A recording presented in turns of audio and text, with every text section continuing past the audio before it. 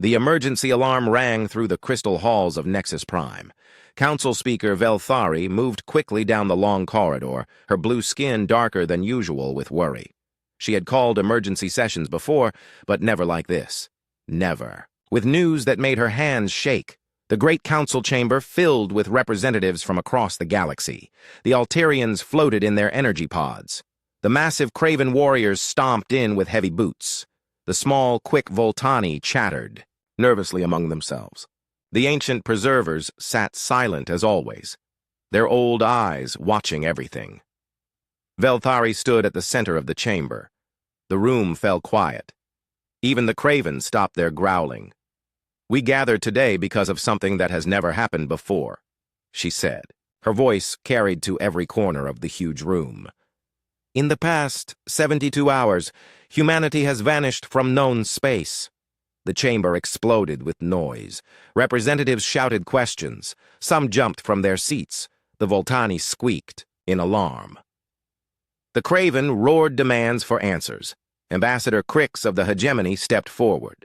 His gray skin looked pale under the lights. He carried a datapad that seemed too small in his large hands. "The facts are simple but impossible," Crix said. "Every human colony, every human station, every human ship is empty. Not destroyed, not damaged, just empty." He pressed buttons on his datapad. Holographic images appeared above the chamber. Empty cities with lights still burning. Space stations with all systems running but no crew. Ships drifting in space with their engines still warm. 847 billion humans, Crix continued. Gone from 12,000 worlds. No distress calls, no final messages, no signs of struggle. Counselor Threen of the Craven slammed his fist on his desk. "This is an attack. Some enemy took them." "Who could move 800 billion people without anyone seeing?" asked Dr. Nisara of the Synthoids. Her mechanical voice stayed calm, but her optical sensors glowed brighter with processing. The ancient preserver called Zekmon spoke for the first time in months. His voice was like wind through old trees. "We have seen many things in our long years. We have never seen this." Velthari called for order. The noise slowly died down. "There is more," Crix said. The disappearance was precise. In mixed colonies where humans lived with other species, only the humans vanished. Families woke up to find their human relatives gone. Children disappeared. From their alien parents' arms, a Voltani representative made a sad chirping sound. "My research partner was human. We were working together in the lab. I went to get supplies. When I came back 5 minutes later, he was gone. His tools were still warm from his hands. Even stranger," Crix continued, "half-human children also vanished. Anyone with human blood, no matter how little, disappeared with the rest." Dr. Nisara's optical sensors focused sharply. "This suggests the mechanism could identify genetic markers at the molecular level. Such precision requires impossible technology." Counselor Vexron of the Trade Consortium stood up. His multiple arms waved with agitation. "We must discuss the practical matters. Humans controlled 23% of our trade routes. They manufactured 31% of all starship parts. Their agricultural worlds feed half the galaxy." The chamber grew quiet as the real problem became clear. "Without human farmers, billions will starve within 6 months, Vexran said. "Without human manufacturers, our ships will break down. Without human traders, the economy will collapse." The humans knew every trade secret, every route, every supplier, added another trade consortium member. They kept the galaxy running, and we never realized how much we needed them. Commander Brell of the Defense Corps reported on military concerns. Human peacekeeping forces maintained stability in 47 star systems. Without them, old conflicts are already starting again. The Sekthari and Renvac have begun border disputes after 50 years of peace. Velthari felt the weight of the crisis settling on her shoulders. As council speaker, she had guided the galaxy through wars, plagues, and natural disasters. But this was different. This was like waking up to find that gravity had stopped working. "We must organize search efforts," she announced.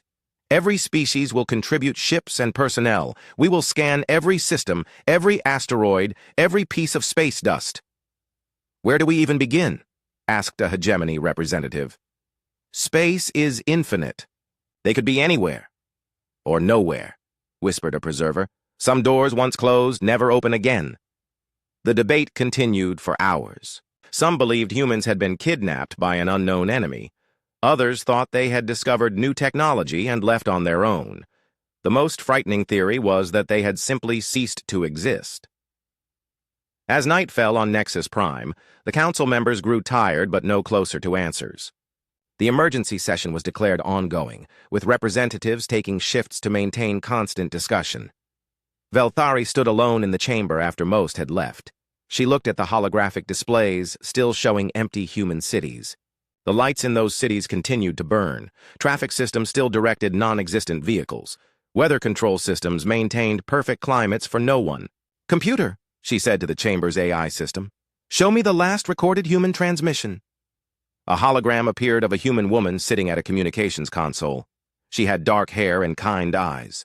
Her name tag read, Captain Yunbi, Merchant Vessel Silver Dawn. "Navigation log, day 412, the woman said in accented galactic standard. "Course holding steady for the Rigel system. Cargo manifest confirms full load of medical supplies for the refugee camp.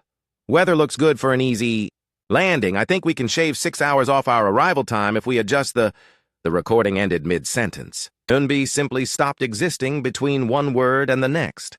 Velthari ordered the computer to scan all final human transmissions. The pattern was the same everywhere. Humans talking, working, living normally, then nothing. No fear in their voices, no warnings, no goodbyes. It was as if 800 billion people had simply decided to stop existing at the exact same moment.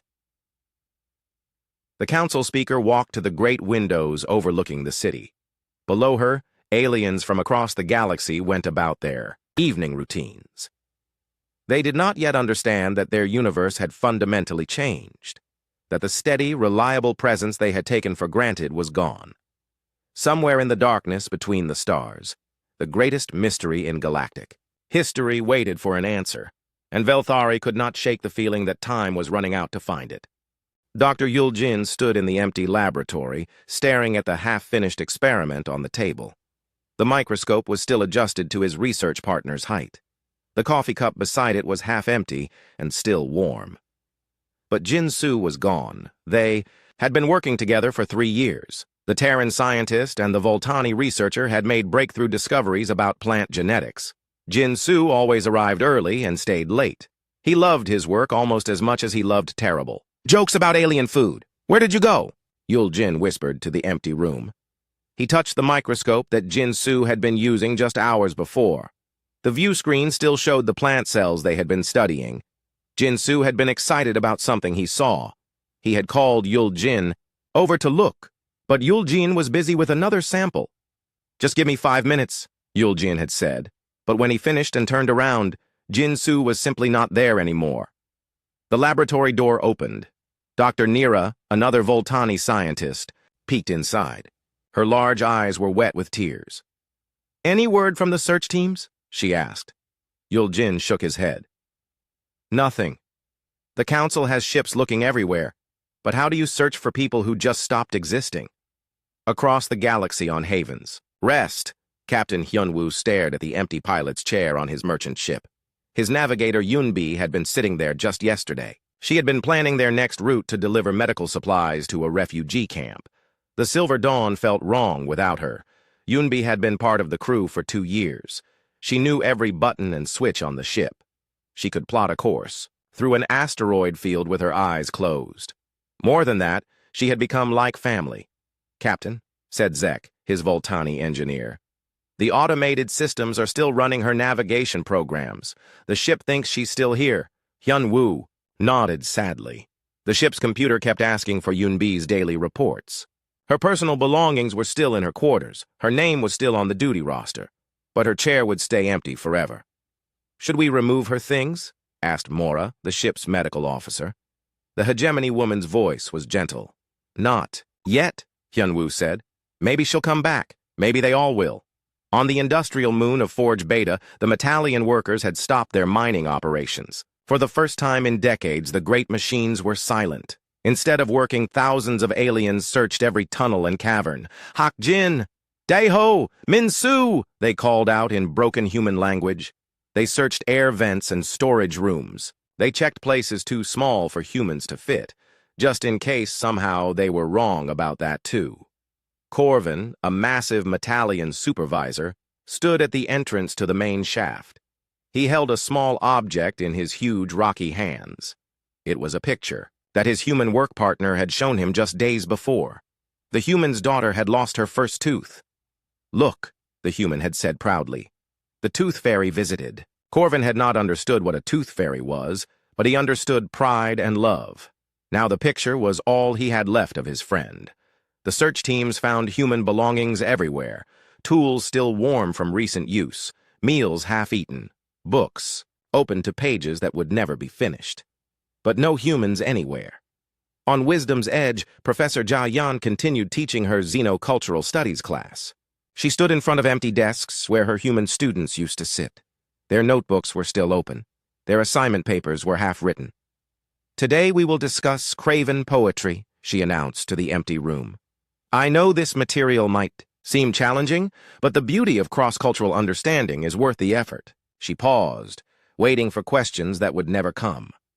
Her human students always asked the best questions. They wanted to understand everything about alien cultures. They were curious about customs and traditions that even the aliens themselves took for granted. "Yunho, what do you think about the use of rhythm in Craven verse?" she asked an empty chair. She waited, as if somehow the human student might answer, but only silence filled the classroom. After class, Jayan sat at her desk and continued grading papers that would never be finished. She wrote encouraging notes in the margins. She marked good points and suggested improvements. It felt important to finish what her students had started, even if they would never see her comments. Meanwhile, across the galaxy, the Galactic Council had formed the Human Recovery Task Force. Director Nix, a methodical investigator from the Analytical Corps, led teams of searchers to every known human location. What they found was disturbing in its normalness. Human cities looked like everyone had simply stepped out for a moment. Traffic lights still changed colors for no vehicles. Automated factories continued producing goods that no one would buy. Gardens grew wild, but irrigation systems still watered them perfectly. "It's like they planned to come back," Director Nix reported to the council. "Everything is maintained. Nothing is shut down. Even their most secure facilities are still operating." The strangest discovery was the continuing broadcasts. Human, radio and television stations kept running automated programs, weather reports for empty cities, news updates for no audience, cultural programs celebrating human holidays that no humans would ever see again. On Earth's former colonies, alien visitors found human homes exactly as they had been left. Children's toys scattered on floors, family photos on tables, beds unmade. From the morning of the disappearance, Captain Haiyan-Wu visited one such home on the agricultural world of New Seoul. The house belonged to a human family he knew. He had delivered supplies to them many times. Their alien neighbors had asked him to check on the house. Inside, he found the kitchen table set for breakfast. 4 plates, 4 cups, 4 sets of utensils. A bowl of fruit in the center. But no, family to eat the meal that would never be finished. In the children's rooms, beds were empty but still warm, as if the children had just gotten up. Homework assignments lay half done on desks. A stuffed animal sat on a pillow, waiting for a child who would never return. Hyun-Woo sat on the couch where he had shared many meals with this family. The father had always insisted on cooking extra food, saying friends should never leave hungry. The mother had taught their alien neighbors how to grow human vegetables. The children had played with alien kids, switching between languages without thinking about it. Now their alien neighbors brought flowers and left them on the doorstep. They could not enter the house themselves. It felt too much like violating a tomb. The hardest part was the waiting. Every alien who had known humans kept expecting them to walk around a corner or answer a communication. They left messages on human communication systems. They kept human seats empty at meetings. They maintained human workstations exactly as they had been left. 3 months passed with no answers. The search ships found nothing. The investigation teams discovered no clues. The Human Recovery Task Force expanded their search to neighboring galaxies, but space was vast and empty. Director Nix published her preliminary report. The evidence suggested that humanity had not been taken by force. There were no signs of struggle anywhere, no weapons residue, no damage to any human facilities. It was as if 800 billion people had simply chosen to vanish at exactly the same moment. But that was impossible, wasn't it? Archivist Jin A walked through the deep vaults of the Eternal Library on Sanctuary Prime. Her footsteps echoed in the ancient corridors where few beings were allowed to go. She carried special permission from the Council to search the restricted archives. After 3 months of finding nothing, they were desperate enough to look in forbidden places. The restricted section contained knowledge deemed too dangerous for public access, weapons that could destroy stars, plagues that could wipe out entire species, technologies that had nearly ended civilizations, and now, possibly, the answer to humanity's disappearance. Jin'e's flashlight cut through the darkness as she moved between towering shelves. Most of these texts were thousands of years old. Some were written in languages that no longer existed. Others were carved in materials that her scanner could not identify. She was looking for anything about mass disappearances, dimensional travel, or species exodus. The Council's best researchers had found nothing in the public archives. If answers existed, they would be here among the forbidden knowledge. After hours of searching, Jin'e found something strange. A section of texts that seemed newer than the others around them. The binding looked different. The materials were more recent. Someone had placed these documents here within the last few hundred years. She pulled out the first book carefully. The cover was unmarked, but inside she found pages covered with mathematical equations and diagrams.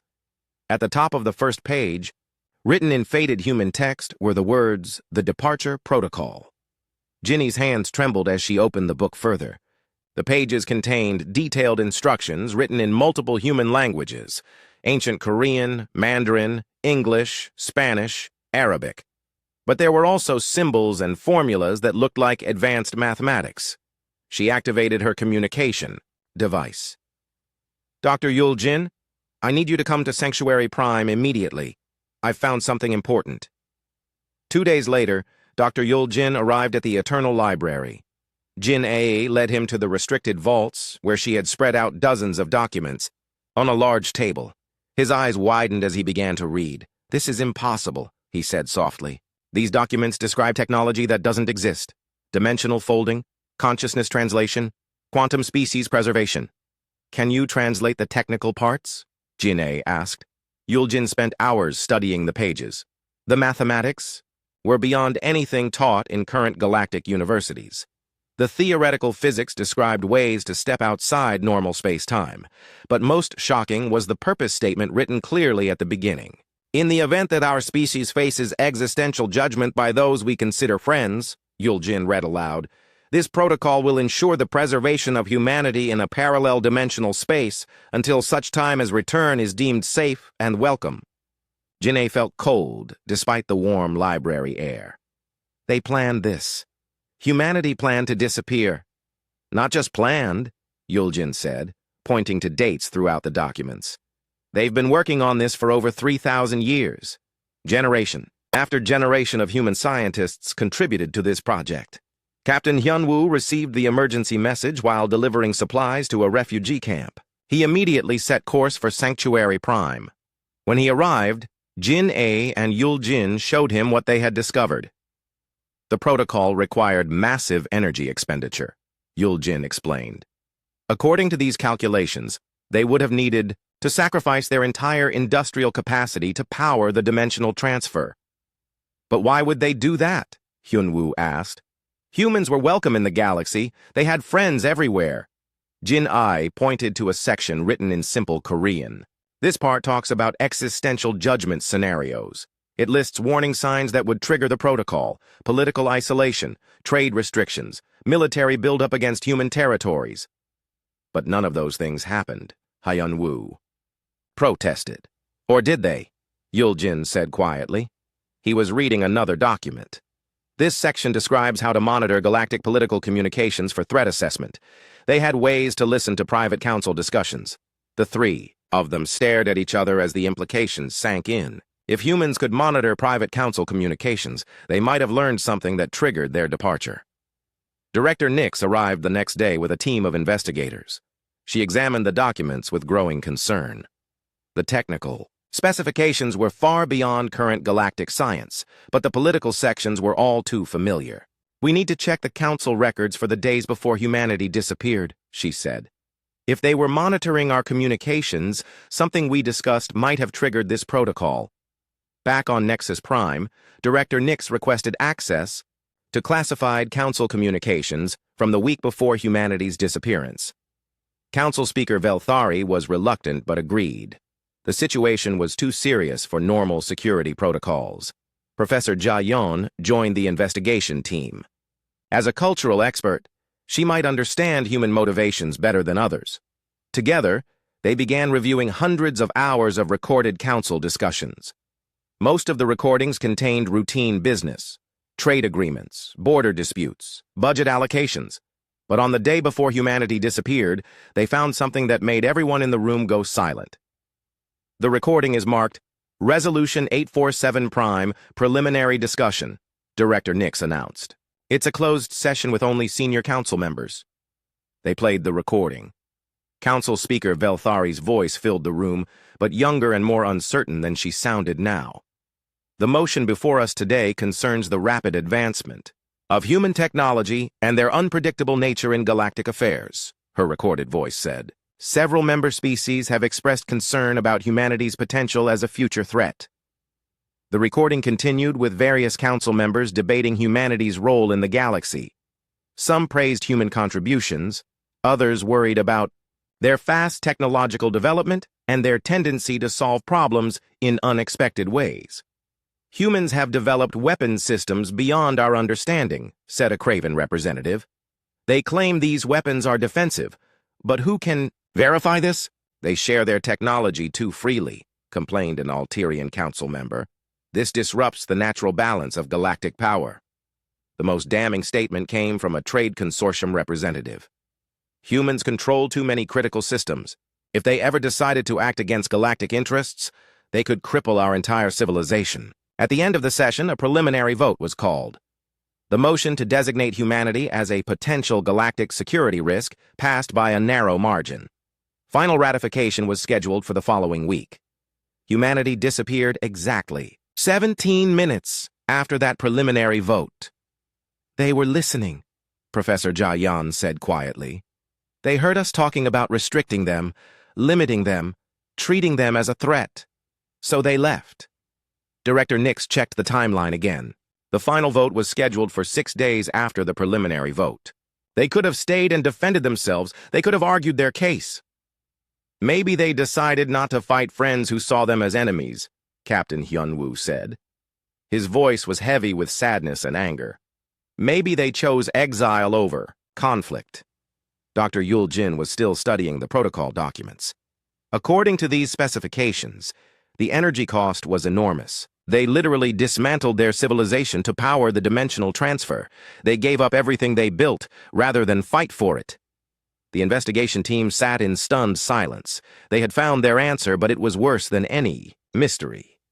Humanity hadn't been taken by enemies. They hadn't been destroyed by unknown forces. They had been driven away by the very people who claimed to be their friends. And somewhere in parallel space, 800 billion humans continued to exist, exiled from the galaxy they had helped protect and nurture for centuries. The Galactic Council chamber erupted in chaos. Representatives shouted at each other across the Great Hall. Accusations flew like weapons. The revelation about Resolution 847 Prime had shattered any pretense of unity. "How did the humans get access to our private communications?" demanded Ambassador Crix, his gray face flushed with anger. "That's what you're worried about?" Captain Hyunwoo stood up from the observers section. "Not the fact that you drove away the most peaceful species in the galaxy?" Council Speaker Velthari banged her gavel repeatedly, but the noise continued. The Craven representatives were arguing with the Alterians. The trade consortium members were blaming each other for the economic collapse. The smaller species huddled together, afraid the shouting might turn into something worse. "We were protecting galactic security," shouted Counselor Thren of the Craven. Humans were advancing too quickly. They were becoming too powerful. "Powerful enough to help everyone. Dr. Yuljin called out from where he sat with the other witnesses. Powerful enough to share their knowledge freely. Powerful enough to choose exile over war. The arguing continued for hours. Some council members defended their actions. Others claimed they had been against the resolution from the beginning. A few demanded to know why the vote had been kept secret from the public. Professor Jiayan watched the chaos with growing sadness. She had spent her career studying how different species could work together. Now she was watching that cooperation fall apart in real time. Just as Velthari was about to call for a recess, something unprecedented happened. The chamber's lights dimmed without warning. A low humming sound filled the air. Representatives looked around nervously as energy patterns formed in the air above the central platform. The Watchers had arrived. The Watchers were ancient beings who observed galactic events but rarely interfered. They were older than most civilizations. Some said they had been watching the galaxy since before intelligent life evolved. Others believed they came from outside the galaxy entirely. A figure materialized in the center of the chamber. It appeared to be made of light and shadow, constantly shifting between forms. When it spoke, its voice seemed to come from everywhere at once. I am Elder Silthera, speaker for the Watchers.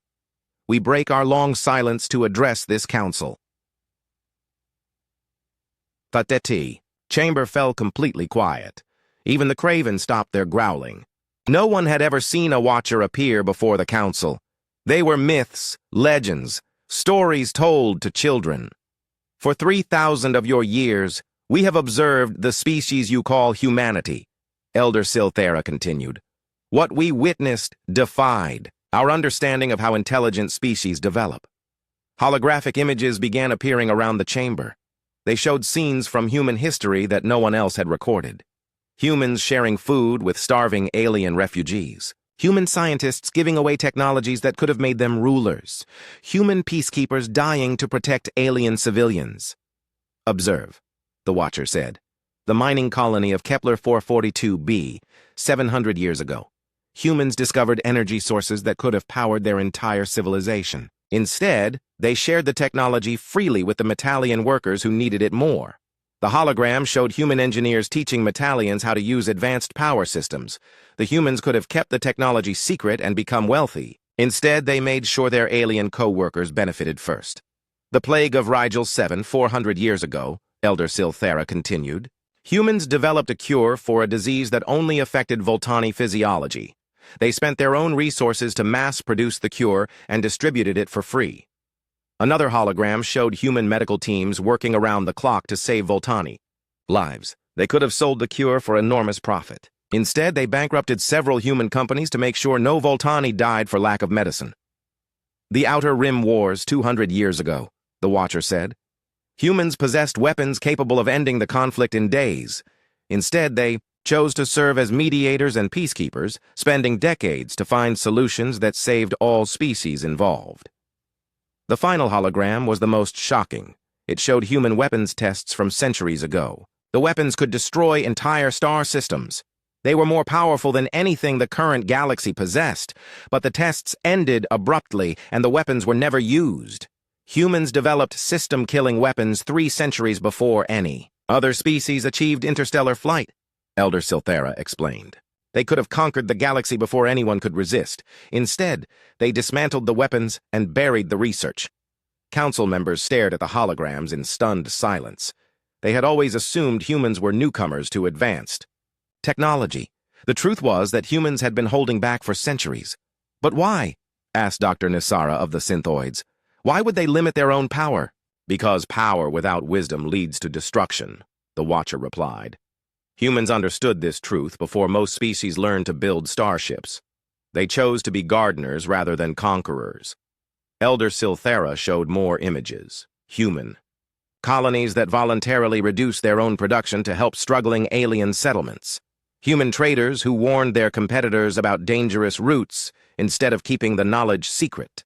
Human soldiers who refused to take territory, even after winning decisive battles. In 3,000 years of observation, we documented over 47,000 instances of humans choosing the welfare of other species over their own advantage, the Watcher said. This behavior is unprecedented in galactic history. Counselor, Vexron of the Trade Consortium shifted uncomfortably in his seat. But their rapid advancement was concerning. They developed new technologies every year. Yes, Elder Silthera agreed. And what did they do with these advances? They shared them. Medical breakthroughs that saved billions of alien lives. Agricultural improvements that ended famines on dozens of worlds. Communication systems that allowed species to work together more effectively. Captain Hyun Woo stood up again. My friend Yunbi showed me communications she intercepted before the disappearance. The Council wasn't just planning to call humans a security risk. There were discussions about limiting human space travel and restricting their research. Is this true? Elder Silthera asked, turning toward Velthari. The Council speaker looked down at her hands. There were preliminary discussions about oversight measures. Some members felt that human advancement needed to be monitored more closely. You feared being surpassed, the Watcher said. It was not a question. Humans were becoming too influential, defended Ambassador Crix. They were involved in every major galactic institution. They had relationships with every species. If they ever decided to use that influence against us, they already had the power to destroy you all, Elder Silthera interrupted. They possessed it for centuries and never used it. Instead, they used their influence to prevent wars, heal the sick, and feed the hungry. Dr. Yuljin was studying readings on his scanner. The energy signatures from the Watcher are similar to what we found in the departure protocol. Elder Silthera, do you know where humanity went? They created a parallel dimensional space, the Watcher confirmed. The energy cost was enormous. They dismantled their entire industrial civilization to power the transfer. They sacrificed everything they had built rather than fight those they considered friends. Professor Jia Yan wiped tears from her eyes. They could have defended themselves. They could have proven the Council wrong. Why didn't they try? Because fighting would have proven the Council right, Elder Silthera said gently. Humans understood that responding to fear with force would only create more fear. They chose to remove themselves rather than become the threat you believed them to be. The chamber was completely silent now. The weight of their mistake pressed down on every representative. They had driven away the galaxy's greatest protectors because they were afraid of being protected. Can they come back? Velthari asked quietly. The barriers between dimensions are absolute, the Watcher replied. But they anticipated this question. Deep in their abandoned facilities, they left something for you to find.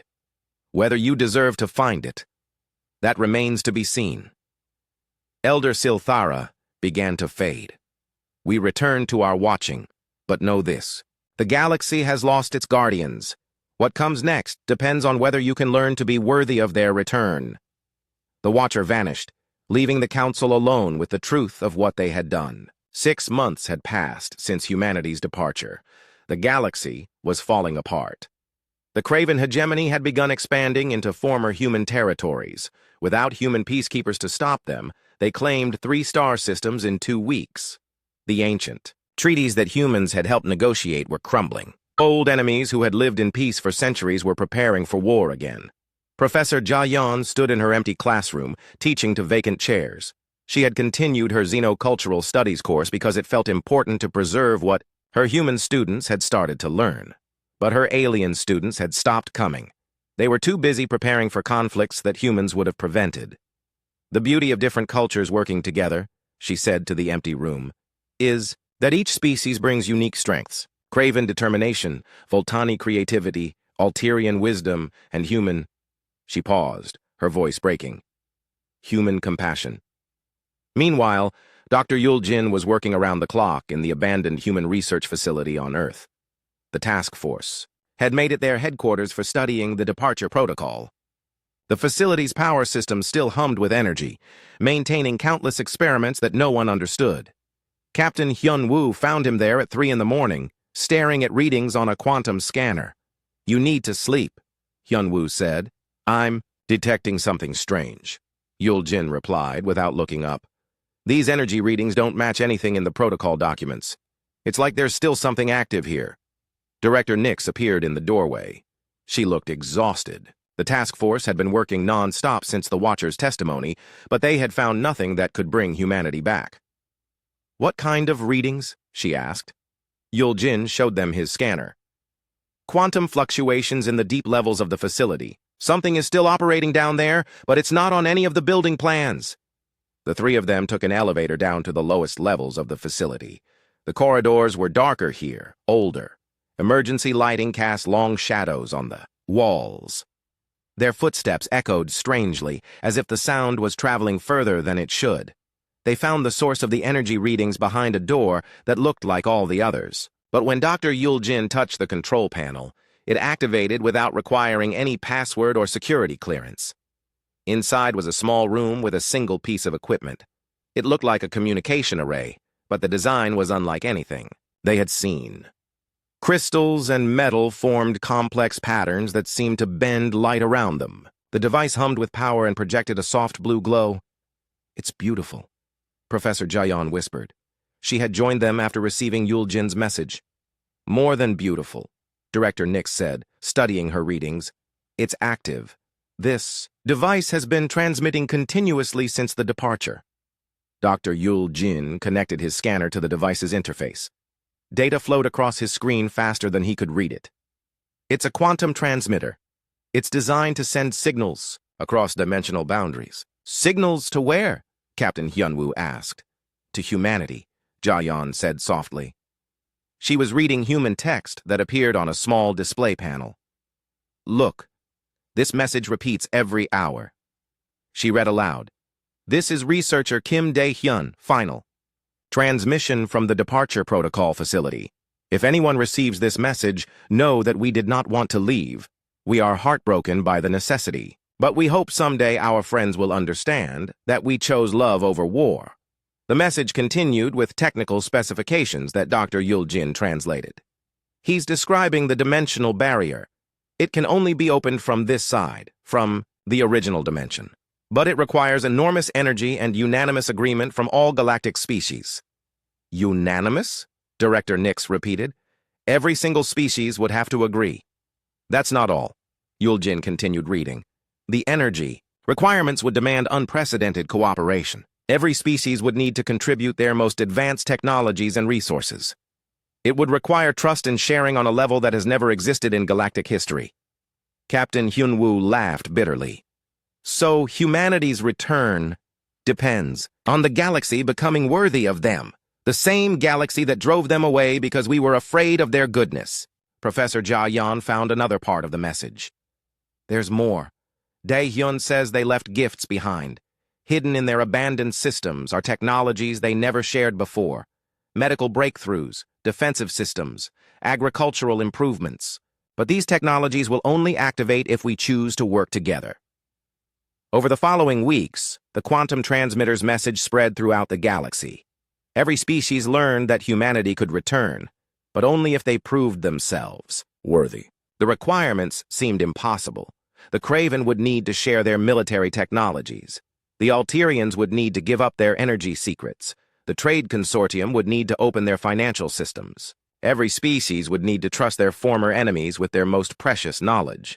Some council members declared it hopeless. "We can't even agree on trade routes," complained Ambassador Crix. "How can we agree on something this important?" But others began to see the test for what it really was. Humanity had designed a return protocol that would only work if the galaxy learned to cooperate the way humans had always tried to teach them. As the debates raged, the promised gifts began to appear. On worlds facing plague, human medical systems activated automatically and began producing cures. On planets threatened by aggressive neighbors, defensive shields powered up to protect innocent civilians. On farming worlds struggling with crop failures, human agricultural systems shared solutions that had never been released before. The pattern was clear. The more species worked together to help each other, the more human technology revealed itself. The gifts were rewards for cooperation and compassion. Dr. Yuljin made another discovery while studying the quantum transmitter. The device is monitoring our progress. It's measuring levels of cooperation across the galaxy. When we work together, it sends stronger signals to humanity. They're watching us learn, Jayan realized. The return protocol isn't just about energy and technology. It's about proving we've grown beyond the fear that drove them away. Months passed. Slowly, painfully, the galaxy began to change. The Craven shared defense technologies to protect Voltani colonies from space pirates. The Alterians provided free energy to struggling settlements. The Trade Consortium opened emergency relief funds for disaster-stricken worlds. Each act of cooperation made the quantum signal stronger. Each moment of species working together brought humanity's return a little closer. But not everyone was willing to change. Some council members still argued that humanity's return would threaten their power. Others insisted that the requirements were too demanding, that no species should be forced to share their secrets.